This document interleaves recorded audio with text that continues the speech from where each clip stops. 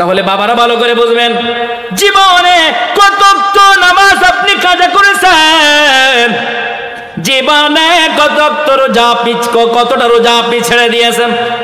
যেই সন্তানকে, পরিবারকে সুখে করার জন্য আপনি এত গুনাহ করে ফেলেছেন, কিয়ামতের ময়দানে কোনো কাজে আসবে না। হুজুর বাসার কি কোনো পথ নাই? অবশ্যই পথ আছে। ইয়া আইয়ুহাল্লাযীনা আমানু তুবু ইলাল্লাহি তাওবাতান নাসুহা, তাওবা নাসুহা করেন, একনিষ্ঠ তওবা করবেন, আল্লাহ তাআলার কাছে গুনার জন্য লজ্জিত হবেন, ইস্তিগফার তওবা করবেন, ইস্তিগফার করবেন, তওবা করবেন। তওবা পড়ার নাম নয়, তওবা করার নাম। তওবা করতে হবে। আল্লাহ যেটা হয়ে গেছে জিন্দেগিতে করব না, পাক্কা ইরাদা করবেন। এরপরে যদি চোখ থেকে 2টা ফোঁটা পানি বাহির করতে পারো রে, তাহলে এটা তওবা নাসুহা ধরে। এমন ভাবে যদি তওবা করতে পারো রে, আশা করা যায় আল্লাহ তাআলা তোমার জিন্দেগীর সগীরা কবীরা সমস্ত গুনাহ খাতা মাফ করে দিবে। এই জন্য যেটাই আলোচনা হয়েছিলাম ওদিকে চলে যাই। কিয়ামতের ময়দানে কেউ কারো নয়, কেউ কারো উপকারে আসবে না, কেউ কারো পরিচয় দিবে না। হযরত ইসরাফিল দ্বিতীয়বার যখন সিংহায় ফুঁক দিবে, এরপরে আল্লাহ তাআলা ময়দানে মাহশার কায়েম করবেন। দ্বিতীয় ফুৎকার দেওয়ার পর সবকিছু বিলীন হয়ে যাবে, শেষ হয়ে যাবে। ইসরাফিলও নাই, মিকাইলও নাই রে, জিবরাইলও নাই, মালাকুল মউতও নাই, কোন জিন্নাত নাই, কোন ইনসান নাই, কেউ নাই, কিছু নাই, সব শেষ হয়ে যাবে। একমাত্র থাকবেন কুল হুয়াল্লাহু আহাদ আল্লাহুস সামাদ লাম ইয়ালিদ ওয়া লাম ইউলাদ ওয়া লাম ইয়াকুল লাহু কুফুয়ান আহাদ। একমাত্র কে থাকবেন? আওয়াজ হয় না, কে থাকবেন? ওয়াল আউয়াল ওয়াল আখির ওয়াজ যাহির ওয়াল বাতিন। কেউ নাই, কিছু নেই, একমাত্র আছেন আল্লাহ।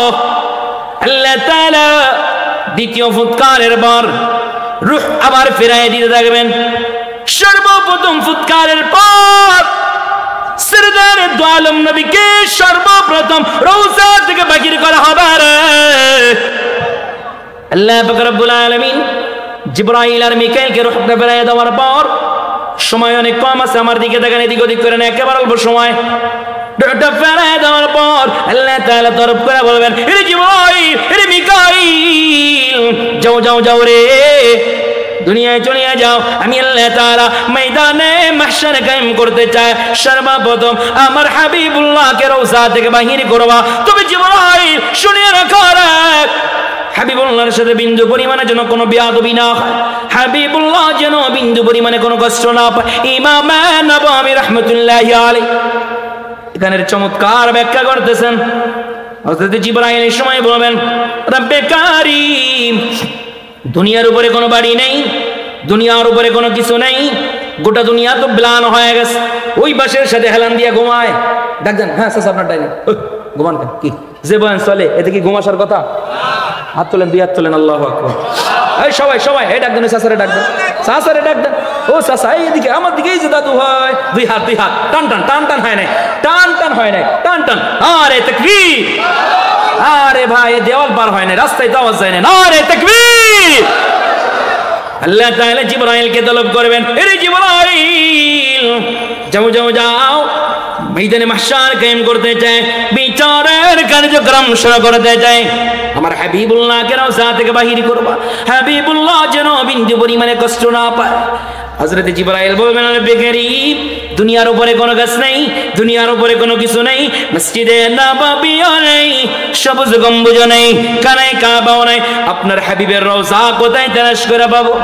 আল্লাহ তাআলা মাপকাঠি দিয়ে দিবেন, হে জিবরাইল, হে মিকাইল, যাও যাও যাও রে, দুনিয়ায় যে তালাশ করবা, দুনিয়ার যেই জায়গা থেকে দেখবা একটা ছোট নূরের আলো বাহির হয়,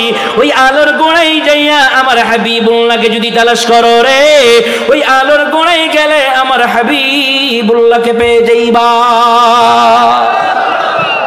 হযরত জিবরাইল দেরি করবেন না, দেরি করবেন না, পাকা পরগুলা টান দিয়া দুনিয়ার জমিনের ভিতরে চলে আসবেন।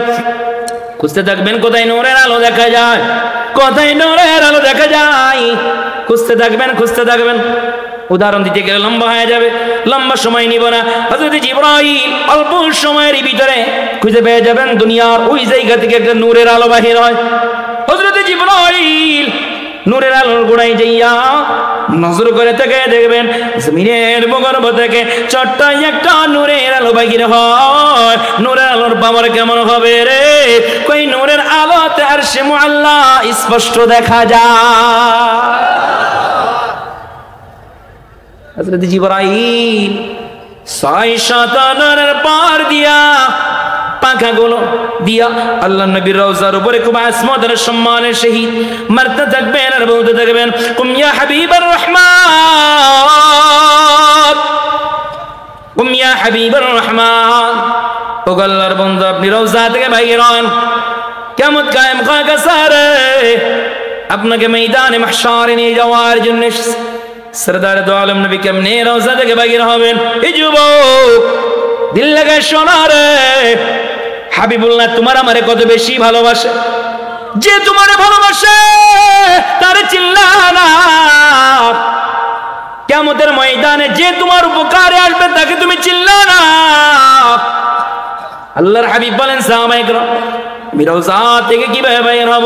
আমি আমার চুলগুলা, আমি আমার দাড়িগুলা, আমি আমার শরীর থেকে ধুলা বালুগুলা ঝাড়তে থাকবো, রওজা থেকে বাইর হতে থাকবো। আমি কাঁদতে থাকবো ওয়ায়াকুল, আর আমি বলতে থাকবো, ইয়া আখি জিবরাইল আইনা উম্মতি উম্মতি উম্মতি। এ যুবক, মুরব্বী বাপজানেরা, পর্দার আলের মা বোনেরা, যে ময়দানে কেউ কারো নয়, যে ময়দানে কেউ কারো উপকারে আসবে না, ওই সময় অবস্থা কি হবে?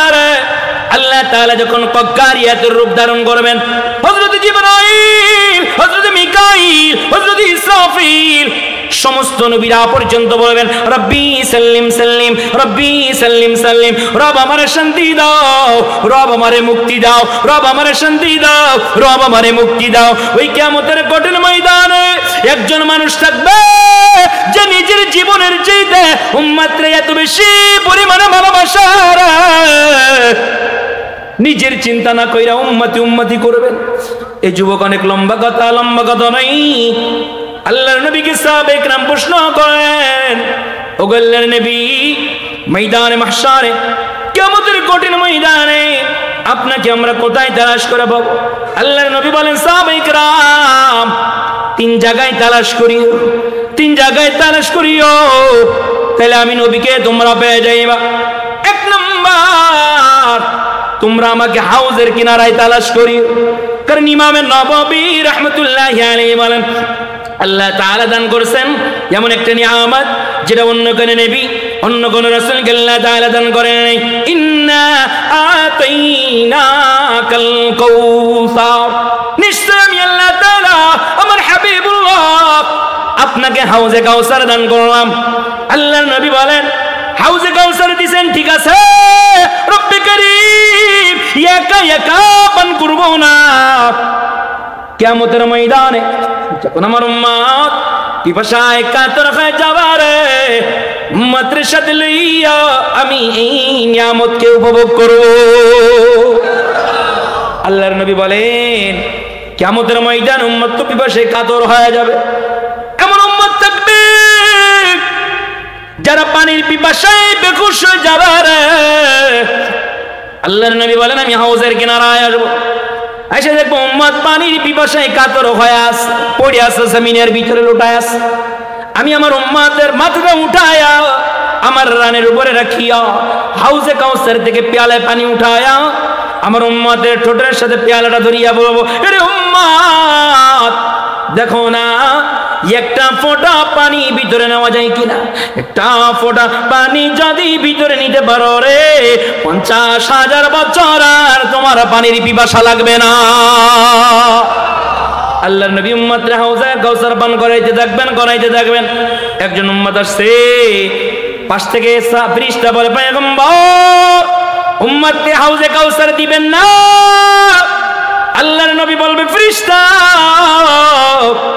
এটা তুমি কি বলো? এ তো আমার উম্মত, এর হাউজে কাউসার কেন দিব না?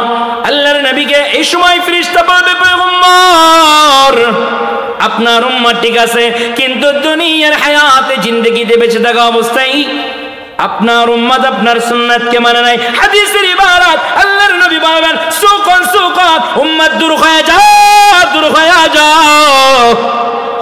ও আমার যুবক ভাই, মুরব্বি বাপজানেরা, পর্দার আলের মা বোনেরা, কিয়ামতের ময়দানে সরদার দু আলম নবী দূরে সরায়া দেয়। দূরে যদি হাকায়া দেয়, দূরে যদি সরায়া দেয়, বলেন না জান্নাতে যাওয়ার কি আর কোনো রাস্তা আছে নি? আরে কথা বলেন না কেন, রাস্তা আছে নাকি? এই যুবক, ওই দেখেন পিছনে মোবাইল গুতায়, কিরে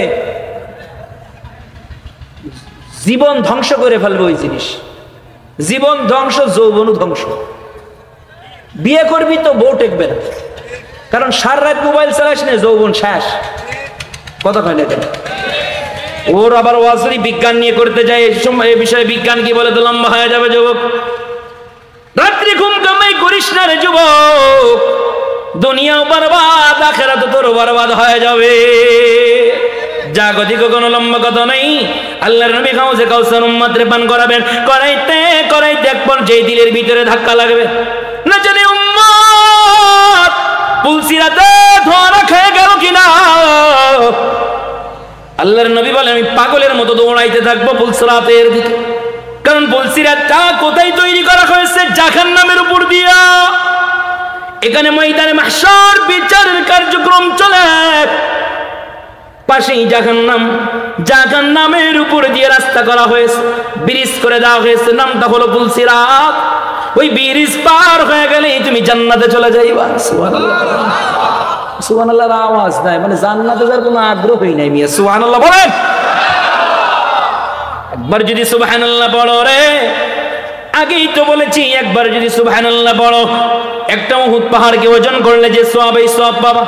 অন্য জায়গায় বলা হয়, ফাইন্নাকা তামলাউ মা বাইনাস সামাই ওয়াল আরদ, আসমান থেকে জমিন এ পুরা খালি জায়গাটা সুবহানাল্লাহ যদি পড়া রে, আল্লাহ তাআলা নেকি দ্বারা ভরপুর করে দিবে।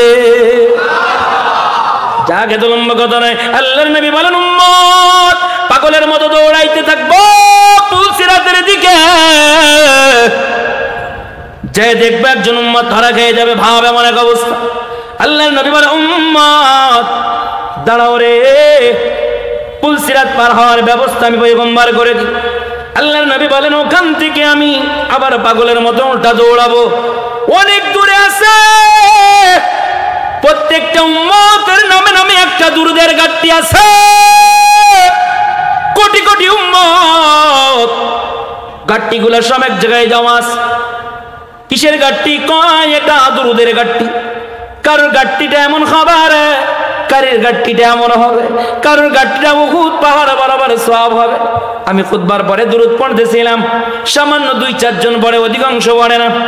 আল্লাহর নবী বলেন, সমস্ত উম্মতের ঘাটতি এক জায়গায় থাকবে, বেঁচে বাকির করা কঠিন হয়ে যাবে।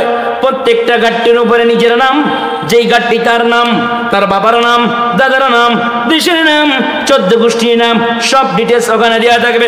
আল্লাহর নবী বলেন, আমি পাগলের মতো খুঁজতে থাকবো কোথায় উম্মতের ঘাটতিটা আছে। আল্লাহ তাআলা আমাকে সহজ করে দিবেন। 15 পর্যন্ত টাইম দিবেন না, এর ভিতরে শেষ হয়ে যাবে, আর সময় বাকি। আল্লাহর নবী বলেন, এক আল্লাহ তাআলা আমার জন্য সহজ করে দিবেন। আমি দুরূদের ঘাটতিটা লইয়া আবার মিজানে আমি পুলসিরাতের দিকে দৌড়াবো। ইমাম নববী রাহমাতুল্লাহি আলাইহি বলেন, ভালো করে বুঝবেন, আল্লাহর নবী এসে বলবে, উম্মত ঘাটতিটা মাথার উপরে ধরো, ঘাটতিটা লইয়া তুমি পুলসিরাত পার হয়ে যাও। ওই যে ঘুমায় উম্মত, পুলসিরাত পার করাবে নেবে, আরে ঘুমায়, ওই দেন ডাকবেন। এ ভাই 15 মিনিট আছে, আর বিরক্ত হইতেছেন? 15 মিনিট শেষ হয়ে যাবে। আল্লাহর নবী বলেন, ইমাম নববী রাহমাতুল্লাহি আলাইহি বলেন, উম্মত মাথার উপরে দুরুদের গাট্টিটা লইয়া যখন পুলসিরাতের উপরে হাঁটা আরম্ভ করবে রে, আল্লাহ তাআলা জাহান্নামের জবানকে খুলিয়া দিবেন। আল্লাহু আকবার বলবেন না?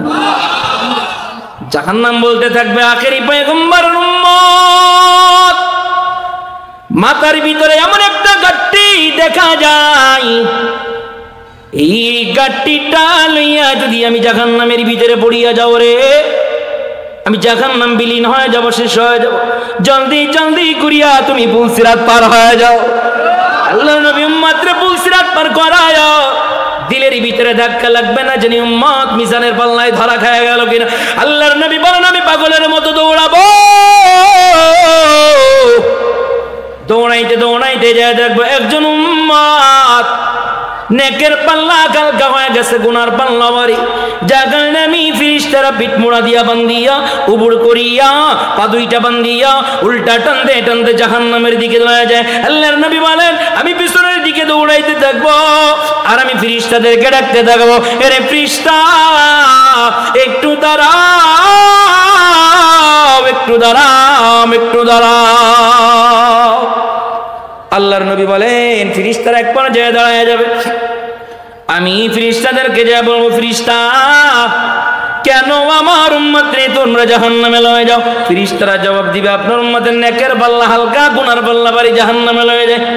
আল্লাহর নবী এর সময় বলবে, ফিরিস্তা আমার এই চক্ষু দিয়ে আমি দেখতে চাই কেমনে আমার উম্মতের নেকের পাল্লা হালকা হয়ে গেছে আর কেমনে গুনার পাল্লা ভারী হয়ে গেছে। আল্লাহু আকবার। এরে ফিরিস্তা, আমার উম্মতের নেক এবং গুনাহ কি আর একবার আমার সামনে মিজানের পাল্লায় দেওয়া যাবে না? লম্বা কথা, লম্বা কথা, এক পর্যায়ে মিজানের পাল্লার কাছে আসবেন। আল্লাহর নবী বলেন, আমার সামনে আমার উম্মতের নেকের পাল্লাই দেওয়া হবে, গুনাহের পাল্লাই দিয়ে দেওয়া হবে, মিজানের পাল্লা উপরের দিকে টান দেওয়া হবে। আমি দেখতে পাবো আমার উম্মতের নেকের পাল্লা হালকা, গুনার পাল্লা ভারী হয়ে যাবে। আমি পয়গম্বর সাথে সাথে আমার কোমর থেকে একটা কাগজের টুকরা বাহির করব, এই কাগজের টুকরাটা বাহির করিয়া আমি পয়গম্বর নেকের পাল্লায় দিতে দেরি হবে, নেকের পাল্লা ওজন হতে দেরি হবে না।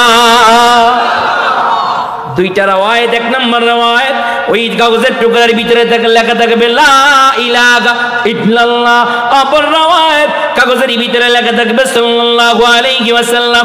আল্লাহর নবী বলেন, উম্মতের যখন নেকের পাল্লা ভারী হয়ে গেল, আগে যে ফিরিস্তারা পিঠ মুড়া দিয়ে বেঁধেছিল টাস টাস করে খোলা আরম্ভ হয়ে গেল, জাহান্নামী ফিরিস্তারা ভাগে বানাবে, জান্নাতি ফিরিস্তারা দৌড়ায় আসবে, উম্মতের হাতটা ধরে বলবে, এই আখেরি পয়গম্বর উম্মত চলো, ইয়াতুফু আলাইহিম ওয়ালদানুম মুখাল্লাদুন বিআকওয়াবি ওয়া আবারিক ওয়া কাসিম মিন মাইন। এর আখেরি পয়গম্বর উম্মত